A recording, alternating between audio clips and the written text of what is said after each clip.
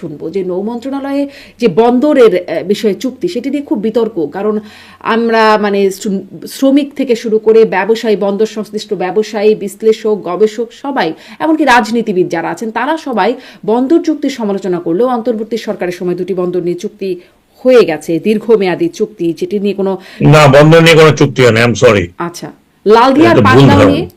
Laldia is not a port. Laldia এগুলো অনেক আগের থেকে তৈরি করা ছিল পাবলিক প্রাইভেট পার্টনারশিপের জন্য। লালদিয়া অ্যাবসলিউটলি ব্যারেন ল্যান্ড, এটাকে এক্সটেনশন বলতে পারেন আপনি। এটা এক্সটেনশন, এবং এটা পোর্ট নয়, এটা ভুল করেন। আচ্ছা আচ্ছা, এটা পোর্ট নয়, এটা পোর্ট অথরিটির নিচে একটা ফেলো ল্যান্ড, যেটাকে ডেভেলপ করে এখানে কন্টেইনার টার্মিনাল করার কথা, যেটার নাম রাখা হয়েছে বে টার্মিনাল। কারণ চিটাগং পোর্ট এত কনজেস্টেড হয়ে গেছে, এখন এত কনজেস্টেড হয়ে গেছে যে এখানে জাহাজ সময় মতো আসতেও পারে না, ভিড়তেও পারে না, ছাড়তেও পারে না। এই জন্য চিটাগং পোর্টের অ্যাবিলিটি। চট্টগ্রাম পোর্ট এখন আপনি ওয়ার্ল্ড ব্যাংকের একটা সমীক্ষাতে দেখবেন 3047-এর মধ্যে 347-এর মধ্যে আমাদের র্যাঙ্কিং হচ্ছে 307 নম্বর, যেখানে ভিয়েতনামের পোর্ট 10 নম্বরে, যেখানে ক্যাম্বোডিয়ার পোর্ট আমাদের উপরে, যেখানে পার্শ্ববর্তী দেশের কথা বাদ দিতে অন্যান্য পোর্ট 307। তার মানে কি আমাদের পোর্টটা ইনএফিশিয়েন্ট। এবং গত 15 বছর 17 বছর এই পোর্টে যেই ধরনের মাফিয়া চক্র তৈরি হয়েছিল, চাঁদাবাজি ইত্যাদি, এখন তো মুখে মুখে এগুলো অনেকটা বুঝে অনেকটা না বুঝে। এই যে আমি মনে করি শ্রমিকরা যে বললেন যে তারা চাকরি হারাবেন, ইত্যাদি করবেন, পৃথিবীর বহু দেশে না, অ্যাডভান্স কান্ট্রিগুলোতে পোর্টের একাংশ, নট পোর্টের একাংশ শুধুমাত্র অপারেশনের জন্য দেওয়া হয়, পোর্ট দিয়ে দেওয়ার বিষয় না। এটা বাংলাদেশে আজকে না, এটা অনেক আগের প্রকল্প ছিল। গত 6 মাস থেকে এটা নিয়ে নেগোসিয়েশন হচ্ছিল, কিন্তু এই নেগোসিয়েশনে যেটা আমি জড়িত ছিলাম না, সরাসরি এটা পিপিপি অথরিটি, বিডা এরা করছিল। কিন্তু সেখানে যখন আমার মতামত চাওয়া হলো, তখন আমি বললাম যে এখন আমরা যে আর্নিং এ আছি তার নিচে কোনোভাবেই এই চুক্তি করা যাবে না, এবং হয়ও নেই। চুক্তিটা হয়নি, আলটিমেট হয়নি এই কারণে, কারণ আমাদের টার্ম ওদের টার্ম মিলছিল না। টার্ম যদি না মিলে তাহলে চুক্তি করার, তাহলে যে স্বাক্ষর অনুষ্ঠান আমরা দেখলাম, আপনিও যেখানে উপস্থিত ছিলেন, সেই স্বাক্ষর অনুষ্ঠান হচ্ছে লালদিয়া কন্টেইনার টার্মিনাল। আপনাকে মনে রাখতে হবে যে এটার সাথে, এইটার কারণে, এই স্বাক্ষরের কারণে আমরা $680 মিলিয়ন ওয়ার্ল্ড ব্যাংক দিয়েছে এর ডেভেলপমেন্টের জন্য।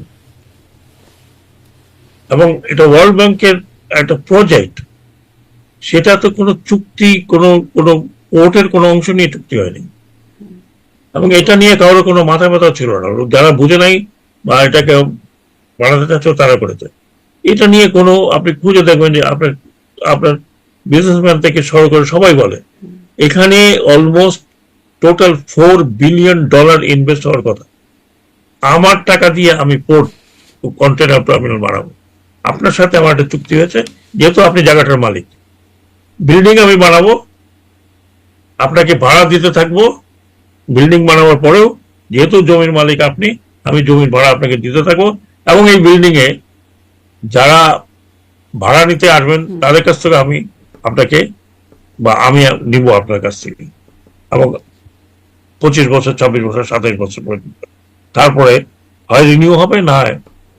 এটা তো টোটাল ইনভেস্টমেন্ট বাইরে। কিন্তু এই শর্তগুলো কেন উন্মুক্ত করা হলো না তখন? কেন ওপেন টেন্ডার করা হলো না? এই প্রশ্নগুলো তো এসেছিল। এগুলো G2G থেকেও একটা ওপেন টেন্ডারে যাওয়া হয় না, এটি মানে গভর্নমেন্ট টু গভর্নমেন্ট।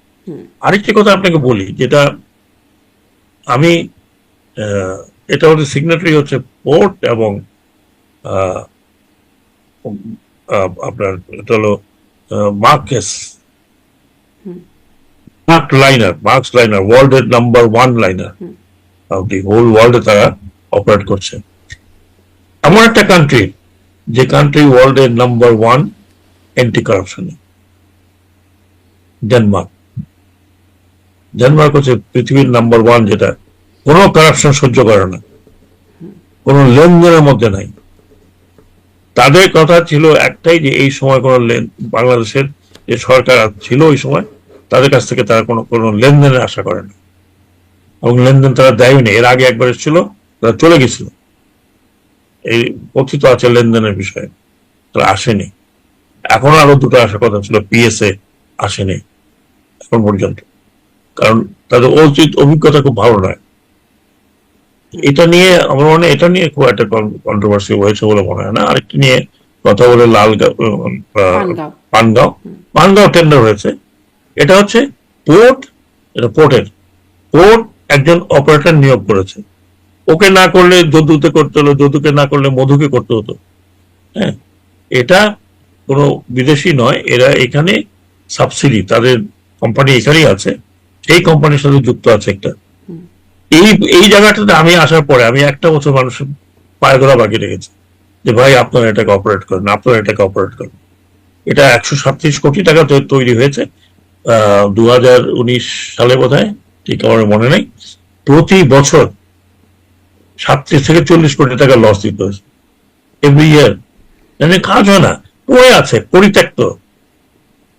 কত করে বললাম, একবার বলে ট্যারিফের কমালাম, আবার বলে কাস্টমকে সরালাম, কাস্টমকে ইউজ করালাম।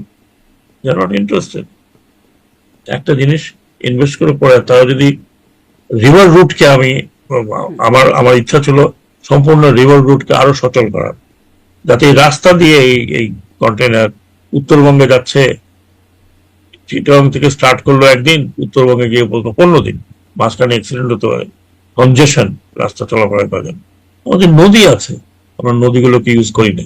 সেটা একটা প্ল্যান ছিল যে নদীগুলোকে রিভাইভ করে নতুন, এবং এই সিস্টেমে এখানে পোর্ট চিটাগাং থেকে এখানে আসবে, এখান থেকে নর্থ বেঙ্গলে যাবে, এখান থেকে বরিশাল যাবে, বরিশাল থেকে খুলনা যাবে, বিস্তৃত একটা পরিকল্পনার মতো ছিল।